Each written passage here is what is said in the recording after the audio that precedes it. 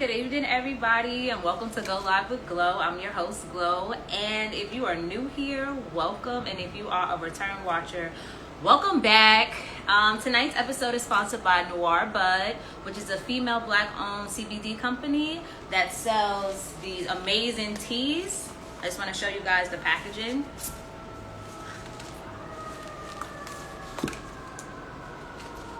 And some of the teas that we have here.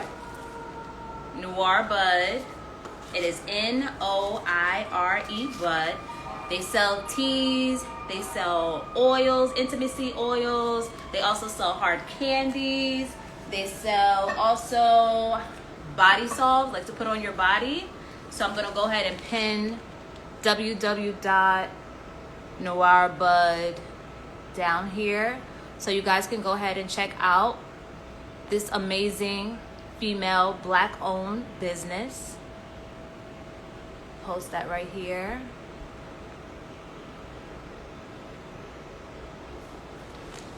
And tonight we have Dr. Brittne that will be joining us tonight. So we're just waiting for her to go ahead and join us. And I just wanted to go ahead and take care of a couple of announcements first. So yes, so I do have it pinned down there for Noir Bud. Again, they sell teas, hard candies, body salves, and intimacy oils. So you can go ahead and check out the website and also check out the Instagram page at noirbud.com. Amazing stuff. I actually been drinking this tea. I've been drinking I haven't tried the La Vanilla yet, but I have tried the G Mint, and it tastes really, really good. And it's basically just to keep you calm and elevate your calm. So it's CBD based, and it definitely relaxes me and puts me right to bed. So you can use it with water or milk, boiling temperature of 200 degrees, and you can add the tea bag in and steep it for 5 to 10 minutes, and you can add honey or any type of natural sweetener and drink and enjoy the flavor and unwind. So yes. So please be sure to check out the website, and also please check out the Instagram page, which also has a lot of details as well. So yeah, that is all the announcements that we have. How is everybody feeling today after everything that is going on and still happening? We still have this pandemic. The election is over, but he's not leaving the house. Apparently, he's walking around with no mask. Yesterday for Veterans Day, him and his wife, who doesn't want to hold his hand, is walking around with no mask on, just putting the whole America to shame. Meanwhile, my baby thinks that it's a normal thing to wear a mask outside. So yes, how is everybody feeling? And did everybody go vote last week? I mean, shoot, we already know you guys did. So let me just go ahead and check in with our guests. Be right back.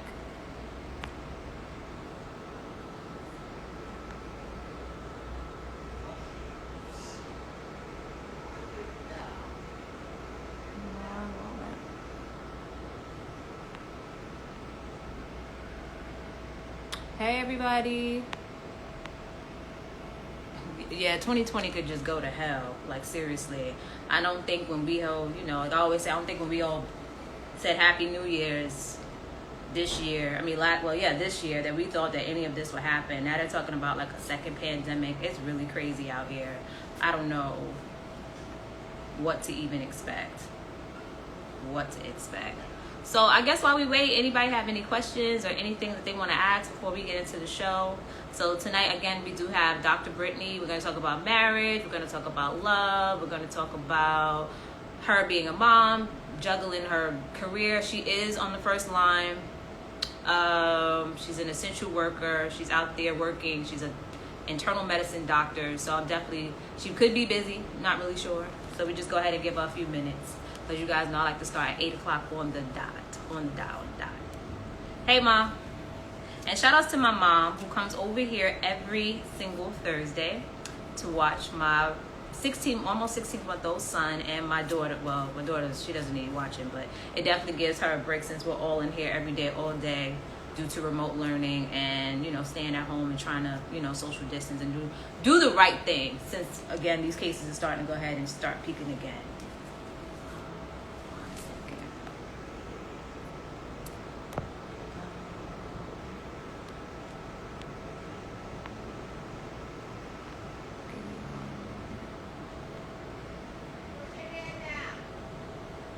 You hear her talk about push your hair down?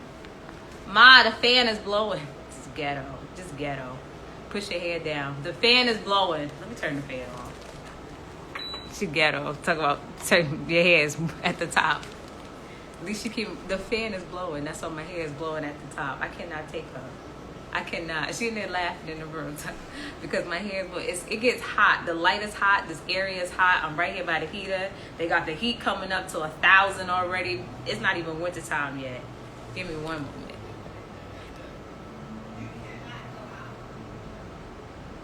I'm back, you guys. Here we go.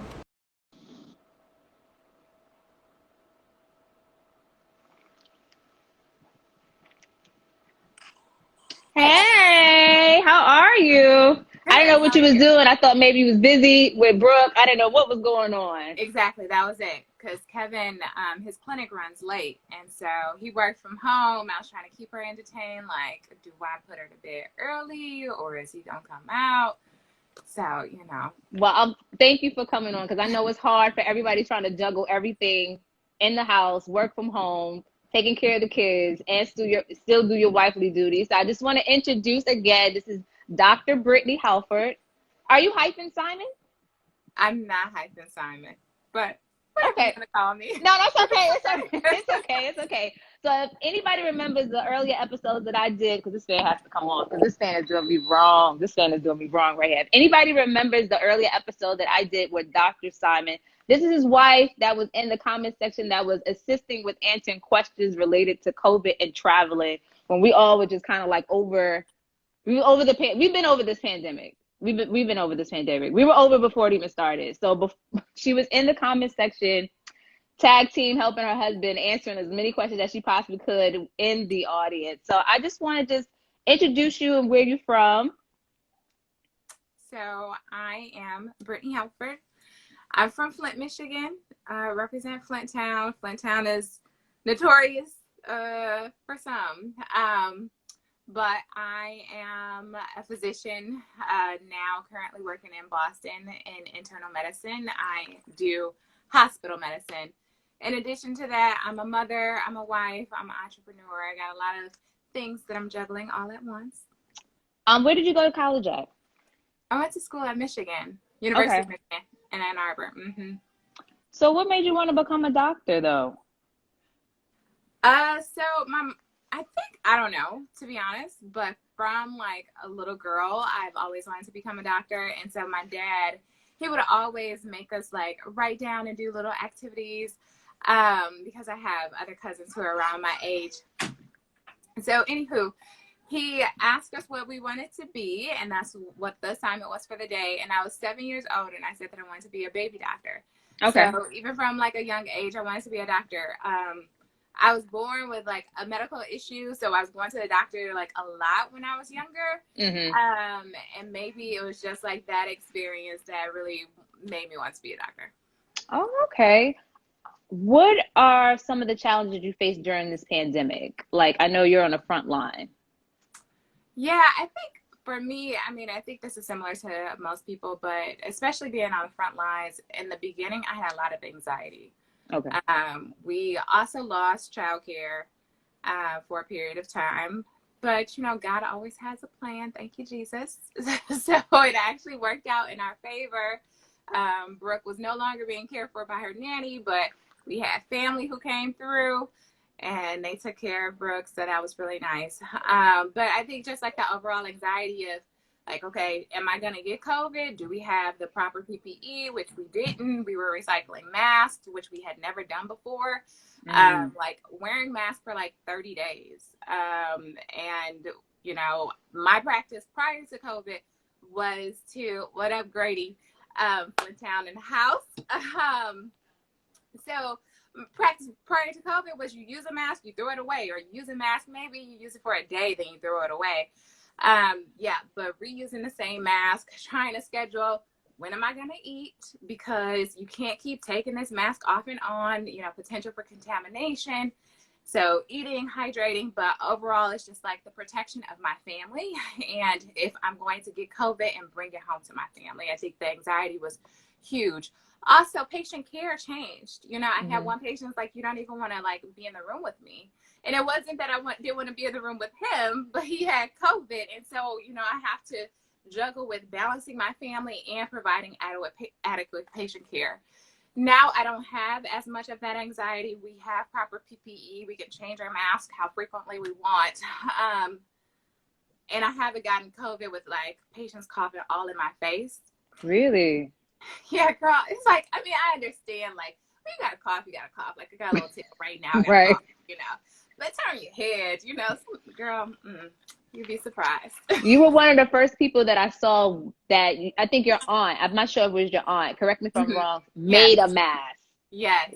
They were making the masks. Because at first they were like, we were all like, where are we supposed to get these medically graded masks from? Where are we supposed to get these N9 masks from? Like, everybody was going crazy. I mean, you know, I live in New York City, so everybody hustles everything. There were people hustling hand sanitizer. There were people hustling these masks out here before it became like a thing. Like, now you can walk by. Like, if your outside business was like, you know, selling like hats and scarves, now you got hand sanitizer, you got masks right next to it. It was like the hustler within was all like, okay, we're going to start hustling these hand sanitizers. So your post about making the mask, like, you can take a piece of material, you can fold it over and just add, like, you know, the ear parts. I think you were like the first person that I saw, and I was like, okay, she's a doctor, so it has to be okay, you know, because they were, again, reusing the mask over and over and over again. Yeah. Wow.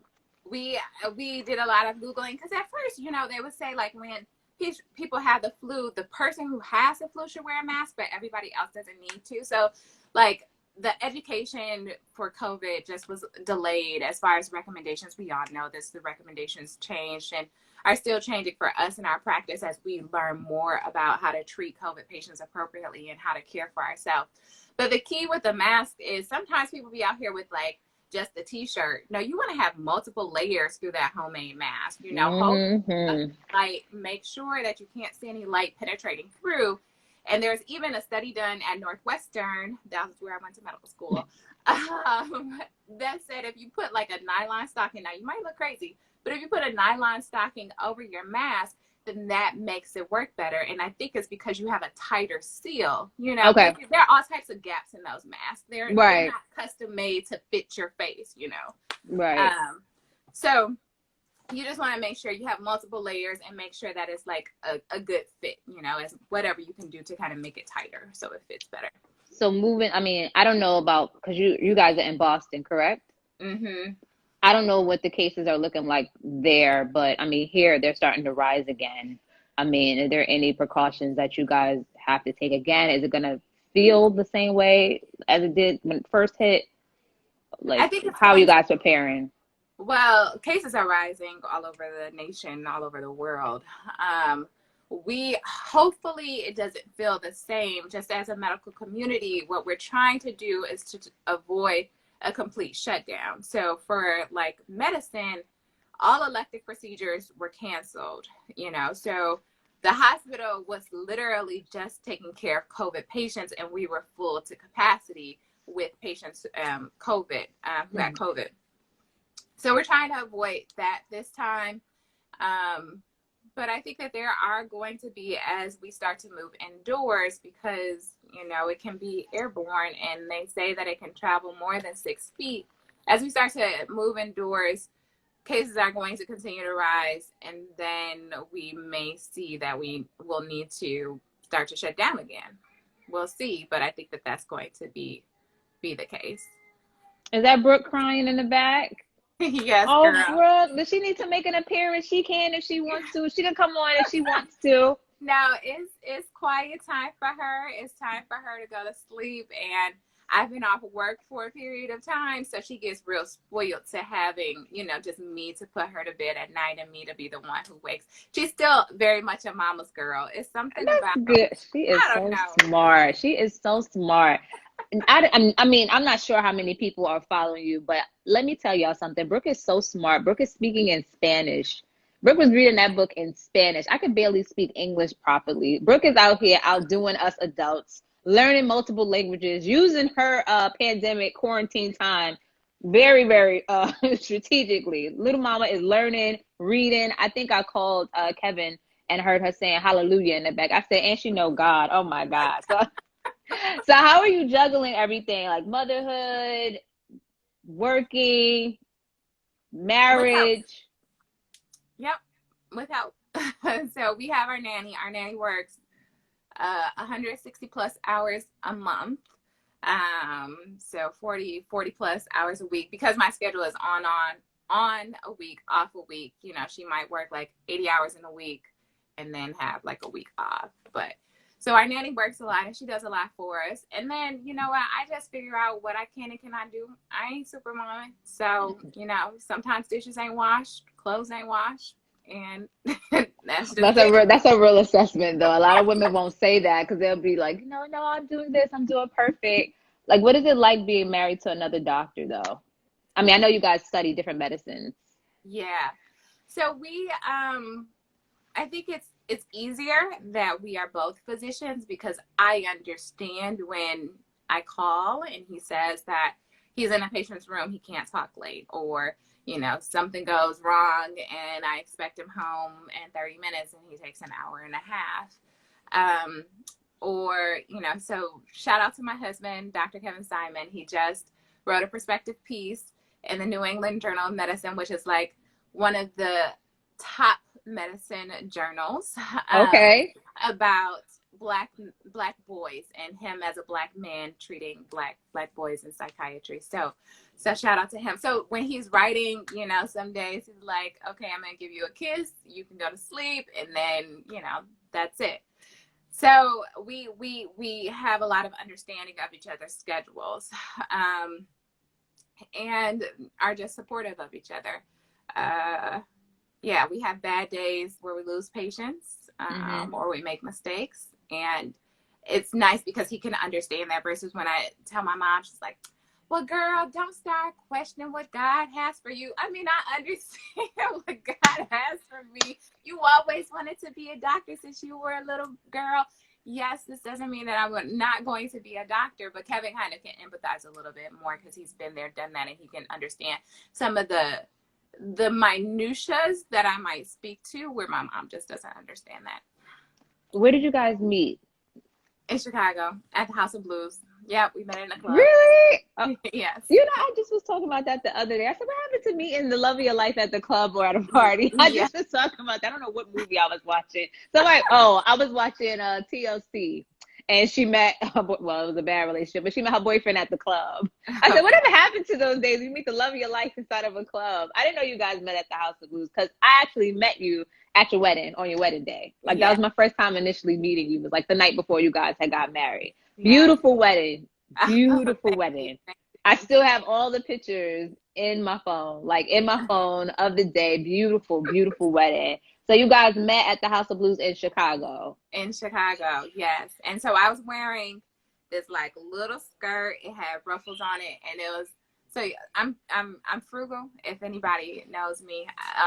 So I don't like to pay for stuff. So it was a skirt that was donated from my best friend. She outgrew it. She gave it to me, but she called it the lucky skirt. So she's like, oh, okay, so you're going to wear the lucky skirt. It was even lucky for her. So, you know, I'm like, okay, well, I'm going to put on the lucky skirt tonight, go out with my girls. And he walked over like, are you guys medical students?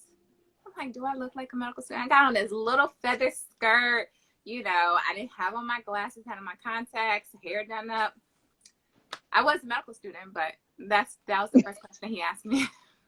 And when you said yes, then that was it? Well, then one of my friends who I was with recognized him as one of her friends' friends. And so they started to have a conversation. And then Kevin and I think we danced. He bought us a drink, we danced, and then that was it. And he came back to Chicago to visit that friend, and he was like, oh, who was the tall girl who was with your friend? Now, mind you, my friend is like 5'2", and I'm 5'7". So I guess 5'2", 5'7" with heels, I am tall. And so that girl was me. And so she asked if he could have my number. I said yes. He texted me, and the rest is history. So there's this thing, and like, this is not even on this paper right here, because it's bothering me because everyone keeps circulating. It's a girl that's going viral. She basically, what she says in this is women are so in a rush to lock a man down and make him monogamous before they even have all their things together. And you know, I think all the men just heard monogamy, like don't force us into being monogamous. You know what I mean? And I was speaking to another one of my friends. His name is Kevin as well, and he said, "Name a guy who has been, you know, faithful from the beginning to this point right now in their relationship, or name a couple that can be happy in their marriage." Like, I don't know any married people that are like, yeah, you got to come on, join on this side of being married. Like, what do you have to say to that? Because you guys have been married for five years now, right? Yes, 5 years. 5 years. And how long were you guys together before you guys got married? So we were together, I think, three years before we got married. Yeah, we started dating like officially. We're like, okay, you know, stop talking to young people. We gave ourselves like a week to end it with, you know, when you talking to somebody, you talking to other people. Right. So yeah, 2012 is when we made it official in February. So yeah, so we dated for 3 years and then we were married. You know, I think one of my guy friends gave me this advice. And he said, you should talk about expectations early on. Because I think sometimes, you know, somebody might just be talking to a whole bunch of people, and then someone may have a desire to have a long-standing relationship that is serious and that is going to lead to marriage. And so Kevin and I had that conversation early on, like that expectation conversation. Maybe too early, maybe not too early, but we're kind of like, what's your top 5 that you want, you know, in a person and your spouse, and talked about like our family history and what we wanted. So I knew that he was someone who at least wanted marriage. So that was nice to have that insight and keeping the relationship going. And then I just kind of told him like a year in, like, I'm not trying to be a girlfriend for 5 years, you know? And that was just the reality of it. And so he took that and he ran with it. So, I think, and speaking to the point of before men are ready, I mean, I hear what she's saying, you know, because like if you want to have a relationship that is completely monogamous, that is going to be long lasting, then you do want to have a guy who is ready. But then I think sometimes women also think about and conceptualize readiness as far as like, oh, he has to have his full degree, he has to have, you know, money in the bank, all his loans paid off, good credit, all of this stuff. But right. You can build that stuff together. Because when I met Kevin, he had 0 credit. And, you know, don't put my friend business out there like that. Don't put my friend business out there like that. Don't put my friend business out there like that. Don't put my friend business out there like that.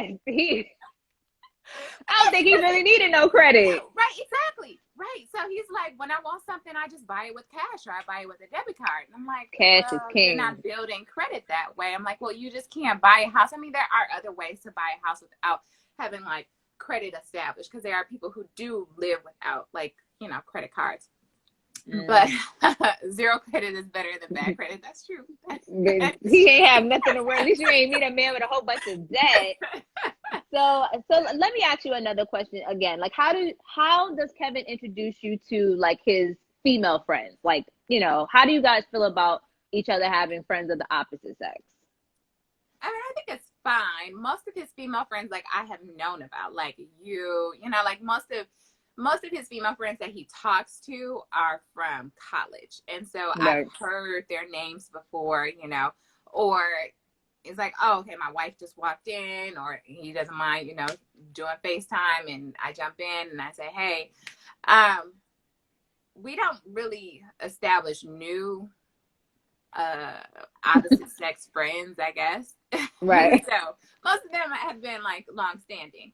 And if we do, then it's because we're in like a couples group, for example, okay, and we meet them together. That's fair. That was on my own personal question, because I just realized last night, like when I was sitting here and I just going over everything for today, all of my friends are married. So most, like, everybody's married. All of my male friends are married or on their way to get married. None of my friends, well, one of my guy friends who's like a close friend is married, but the rest of my girlfriends are not married. I only have two homegirls that's not married, and then I have two homeboys that's not married. Everybody else is on their way to be married or already married. And so like I think I was like in a little sticky situation with a male friend of mine and his wife, but I don't know her. And I think that that's always a problem if your wife doesn't know your female friends, because it can cause like a little bit of a friction because you don't know. Like, again, like I said, I met you on the day of your wedding, but I had been friends with Kevin since forever. And I think it's really important that women know that if you have a male friend who's married, like, you should always embrace his wife or significant other or whomever it is, because I follow you and talk to you more than I talk to Kevin. Like, I don't even talk to Kevin that much. I barely even talk to him. So besides medicine, I know you also are doing credit. What exactly are you doing with credit? Because you've been talking about getting your credit together. You did a TikTok about cutting up the credit card. I died, but you cut up that credit card. I was like, I'm not really ready to step over to that side. I know you also talk about like managing your debt and money management. So what else are you doing with that? So that came about, I don't know, I guess this year, where I was listening to this podcast about what is your superpower. And so I asked my friend, and she's like, well, you're really good with money. You know, I've always been very frugal. And I never considered like financial literacy and money management as a superpower. Mm-hmm. It is, so girl. Trust me, it is. I don't have it though. I mean, that's now not my power. I realize how many people don't know how to manage their money. But I grew up with like two parents who are extremely frugal. I'm not as frugal as they are, but two parents who are extremely frugal, and also had economics degrees. So I learned a lot about, you know, just finance from them and money management from them, and carried that forward, you know, expanding on my own foundation in medical school, listening to financial podcasts. So I just put it out there to the world, like, look, I had $138,000 in debt from medical school. I paid it off in 3.5 years. And the response was like overwhelming. Now, granted, I don't have a large following, but the amount of following that I did have, I'm like, okay, this is definitely something that people want to know about. And people are starting to ask me questions. So that's what I'm just like posting a little bit more about, because I realize that there's a deficit within our community. And if you think about, we have this huge wealth gap. We're not going to talk about slavery and all of that, all the injustices in America. But we have this huge wealth gap as a community. And part of that is because we also are not doing what we need to do to position ourselves to build wealth for our family. Right. So I started to post about debt management and just personally how I got out of debt. You know, a lot of people think when you get out of debt, you have to eat beans and hot dogs, which I actually like, because I ate beans and hot dogs a lot. Because I was going to ask you, I was like, well, how was you eating, girl? Because... Well, no, I mean, like, so I use Groupons a lot. Kevin used to ask me, why do all our days have to be on Groupon? Girl, we had some really bad days on Groupon. I haven't used Groupon in a while. You know what? I'm going to go ahead and Google and see what they got going on since we've been inside. I haven't really used Groupon. I used to use Groupon. And what was the other one? I forget it. It was another like little Living people. Social or yes, Living Social used to have the movie theater tickets. Used to have all trips. People could go to DR for like $900 round trip. All kinds of craziness. But I mean, that's creative. So again, so what does that look like for you? Like when you said, okay, hey, I'm going to pay off this debt in 3.5 years. You said 3 years or 3.5? So I actually refinanced once I became a physician, like a full-blown physician, not like a resident. I refinanced my student loans, and I refinanced for a 5-year fixed. So I had 5 years with a fixed interest rate to pay off my loans. And I could have taken it slowly. You know, I could have actually paid off my loans faster than 3.5 years, but I wanted to enjoy life. Like, we went to Hawaii, we had a baby, we went to India. So we still wanted to eat out and, you know, have fun and travel. So basically it just looks like budgeting, trying to figure out, you know, where your money is, what you're spending your money on, and what brings you joy, and really focusing on what brings you joy. Because you could spend your money in a lot of places, and then you be like, damn, what did I spend my money on? Uber Eats, these cabs in New York City taking our money. That's $100 right there in a week. Girl, I couldn't live in New York. New York is too expensive. And we also lived in Georgia, so that was great, right? Yeah, so we lived in Georgia. So, you know, budgeting and prioritizing joy and making sure that whatever you do, you're spending your money on it, that brings you joy. So for me, like eating out does not bring me joy. I could eat peanut butter and jelly sandwiches. I could eat pork and beans and hot dogs and I'm cool.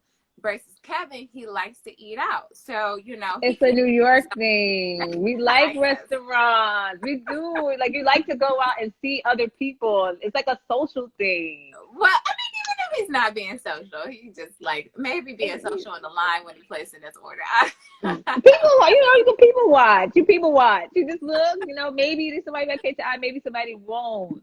I mean, 3.5 years. So what was that looking like? Like, okay, we prioritize this. We're going to go on this trip. And I mean, girl, don't cut that credit card up like that on TikTok like that up again. Please don't. I was like, what type of scissors? What type of scissors were those? I was like, I was in Brooke scissors. She's like, yeah. I watched that video like she ain't cutting nothing. Man, listen, I have so much debt, girl. And I don't even know what frugal really even means to me. Well, we need to get on the phone. Because like literally jumping in my DMs, like I have $30,000 in credit card debt. And I've had phone conversations. One girl said she went to like a kind of like a community college school and she had all this debt and she wants to get an advanced degree so she can earn more money. And literally I spent an hour with her. She gave me the breakdown of her interest rates, how much she had, how much debt she had. And I'm like, okay, well, you need to cut this credit card up. You need to do this, you know, see how you can earn more money. This is how I would start to pay things off. And it has been life-changing for some people, just like me sharing my story, because people don't know where else to go. Like the fact that she was so transparent. She don't know me from Adam, you know, but she was so transparent with me. And so for me, it gives me so much joy to know that I am spreading this throughout the community, this education, and that can therefore plant a seed in her life. She gets out of debt and then she could teach her children and they could teach their children. I mean, like the growth is just tremendous. Well, I'm gonna have to call. No, I'm not cutting up the I don't even have high balances. Looking at your outfits, like I don't know how she does this every week. Now that I will tell you off camera. No. I have a way. Listen, the thing about me is that if there's a will, there's a way. And if I can figure out a way to squeeze, because listen, I work for a health insurance company. And so the amount of money that I make, I remember going to a lawyer and she was like, you know, you're like below the poverty line. I said, am I really? She said, yeah, girl, like you're not even making enough money to pay back your debt. So my biggest debt is my Navient student loans. And if they're watching right now, y'all not getting nothing from me. Do you understand? Y'all literally going to have to show up at my son's graduation because I'm not giving y'all a dime. I graduated. How many? 17 years ago? Y'all could go to hell. Seriously, y'all gonna have to find me. As far as my federal loan, I'm paid down. That student loan debt is going to it's gonna die with you. But they can start to garner wages. They can start to garner wages. They can not them, girl. Let me tell you something. If I don't know nothing, I know about that right there. And they can't do that yet because you know why? COVID closed down the court. So I'm gonna be all right for a little bit. So I'm already abreast of that situation. So as far as the federal student loans, like when somebody wants, the reason why I know so much because I dig the hole for myself many years ago. Like how you said, look at her call me in regards to that student loan. Girl, I'll call you later about that. So when it comes to like generational wealth or just knowing anything, I was the first person to go to school out of state and figure it out all on my own. And we didn't really know what to do. There was this balance of like $15,000. And it was like, okay, so how are we supposed to get to $15,000? You know, everything is like, okay, you just fill out this financial aid form and then you'll go to school. And I was like, all right, boom. So I get the paper in the mail and I'm like, $13.79 in a grant. $13.79 in a loan.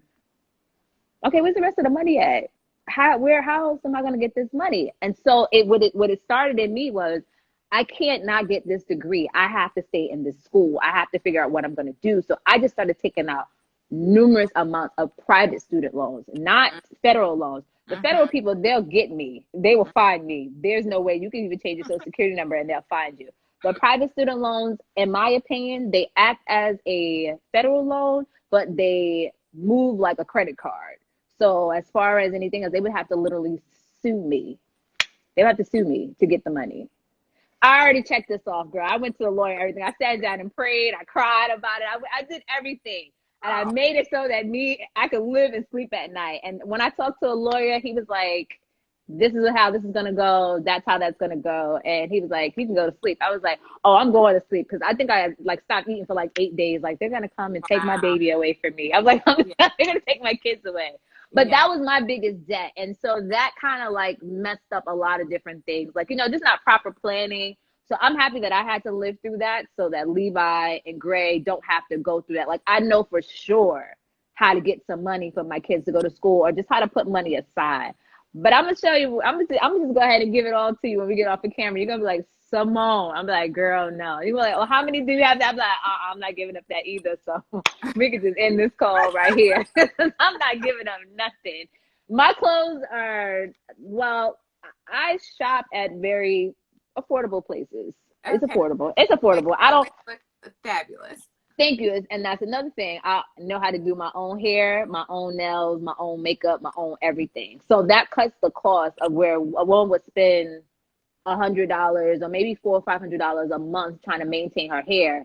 I don't have that problem. I do my own hair. I'll cut the corner where it needs to, but only when I'm trying to buy something though. So that's probably the reason why I always stay where I'm at. So you also have like hair accessories that you do as well, correct? Is that you and Brooke's line? Yeah, so it started out in February. My aunt came, we were going on vacation, and she's like styling Brooke's hair. She styled all of our hair growing up. And she's like, you have all these satin lined accessories, where hers at? And I realized that there weren't any satin lined hair accessories for toddlers and for kids that were accessible and cute, and so we started to create our own, and that's what birthed bramilynandrose. So so we had a photo shoot today with Brooke. Ooh. How old is Brooke now? She's two? She's 2. She seems like she's about 4 years old. She talks so clear. That's why I was like, I feel like she's 2. But I feel like she's so much older because I feel like she's been here before.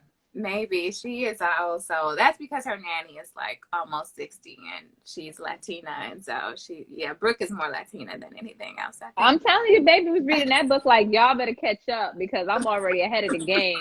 Y'all gonna have to go ahead and just skip her to kindergarten, I guess, when school opens. So like, what are you guys gonna do moving forward right now? Well, like, again, if this while this pandemic is like brewing, what is the emergency plan? Thankfully for us, she's in school. She goes 3 days a week for 3 hours. But we're accompanying her. That's just for socialization, because actually during the pandemic, in all transparency, I didn't really explain to her like what a virus is, because I didn't think that she would be able to understand what this means and like why we're acting and behaving the way that we are. And so she developed a fear of people. And so before, she would like just crawl over to people and be like super sociable. So like children, and after the pandemic, she started just to hide behind me. And I'm like, okay, well, we can't do this anymore because you can't have you being afraid of people. So we decided to put her back in Galoop, and she loves it, So now she doesn't have that fear. She walks over to kids and starts playing. But so for us, she's not in school. She's in this type of school, but we'll probably continue, like small play dates and things of that nature if things shut down and her school goes virtual. I'm so sad for these babies right now. I mean, Brooke, I think Brooke she's a year older, but she's more aware of what's happening. Gray in here taking this mask and putting it on his face and putting it over his eyes and walking around and going into the closet like this is what we're supposed to do. And then he tries to put it on me like, where's your mask? And put your mask on. Like, I think it's funny, but it's sad, because this is not the way that I thought the world was going to be. Everything that we want to do is kind of like being limited to 1 or 2 people, if that. Like, we can't even come and visit anyone. Like, we can't even come and visit. Like, girl, I don't know where you've been at. Like, that's how everybody is like, girl, I don't know where you've been. I've seen your Instagram story. You've been out the whole pandemic. Like, this is how everyone is feeling right now. It's truly unfortunate. So what's next for you? So you have the hair accessories. You're doing debt management. I'm gonna send you all my bills. I'm gonna screenshot Wait till we get off here. I'm going to screenshot say, so what can you do for me? And I'm going to say, and this is how much money I make. You're like, Simone, you need to get another job. I'm like, exactly. Like, there's nothing you can do for me, girl. I promise you. But we going to see. I'm going to give you everything I got. So you have the debt management. You got the hair accessories. What else do you have that we should look out for? I think that's it. I'm not adding anything to the plate. You just have to look out for more of that. So I'm hoping. I did a video. Kevin's like, "You're so corny," and I'm like, but somebody gonna like this corny video. Tell Kevin, don't talk about you. So funny. So just more of what we're doing. You know, one of the things that I'm realizing is that I don't want to have the plate so full or have so many things that I'm not sticking to it and able to grow it to the level at which it needs to be. So, you know, with a hair accessories brand, that's why we did a photo shoot today. Check out bramilynandrose.com or us on Instagram, BRAMILYN, Bramilyn. I'm gonna tag it. I'm gonna put it in. I'm putting it in the story. I'll put it in my story afterwards, so everybody can know what it is. So, so we're launching like this new series of baby winter hats and falls and like the solid collection. So just trying to be more creative on just really the brand. What I want the brand to grow to is the premier brand for children and they're protecting their hair, because I think we do a lot as women. We sleep on pillowcases. We have our hair accessories, but how are we protecting our daughter's hair as well? Because their strands are delicate as ours. So I have a bunch of ideas that I just got to figure out and grow and develop. So I've actually cut back on my time in medicine. I'm 80% now and not 100% clinical, so that I have more time to do that. And then, you guys will catch, you know, just me dropping what you should do. Cut up your credit cards. Don't accept those balance transfers, because you got to remember, you know, that there's a transfer fee often. You know, how to manage your student loans. I don't have the type of credit. Biden Harris administration with the student loans, though. So I'm excited to see what might happen with them. Girl, that's all I'm waiting for. And that's sad. That's the only reason why I turned into politics. Like, so how does this benefit me? Let me go ahead and turn this on and see what they're going to go ahead and say. Yeah. Oh, my God. So I want to thank you for coming. But before you leave, I want you to go ahead and just drop a gem for the audience. Yeah. And thank you so much for your transparency, dude. I definitely appreciate it. You are welcome. A gem. I would just say trusting yourself during this time and take the time that you need, because I think, you know, during this time of the pandemic it's just challenging. Like, we're all going through these emotions and we're just trying to figure out how to maintain. And so whatever you need in that time, I would say make sure that you're doing that and trusting yourself, because that's one of the things I struggle with, is like doubt sometimes, you know, especially going through medicine, being a Black woman, all of that. But you got it. Just, you know, keep doing what y'all doing. So somebody had a question, but I actually clicked off it. So her name is Pam. Pam, if you're still watching, DM Brittne about the debt management. Because I think she said, what's a healthy amount of debt? Like, I guess some people feel like a house is not bad debt. That's actually good debt. So I guess maybe that's what the question was. But you can DM Brittne. I think I tagged her to the post for tonight and for this week's guest. You guys can go ahead and follow her and ask her any of your money questions. Please don't bombard her with all COVID questions or money questions or whatever. And make sure you guys purchase some of her hair accessories too while we at it, because she is a Black business. So go ahead and support her. So thank you so much for coming. I do appreciate it. So thank you. Thank you for having me. You're welcome. Good night. Bye.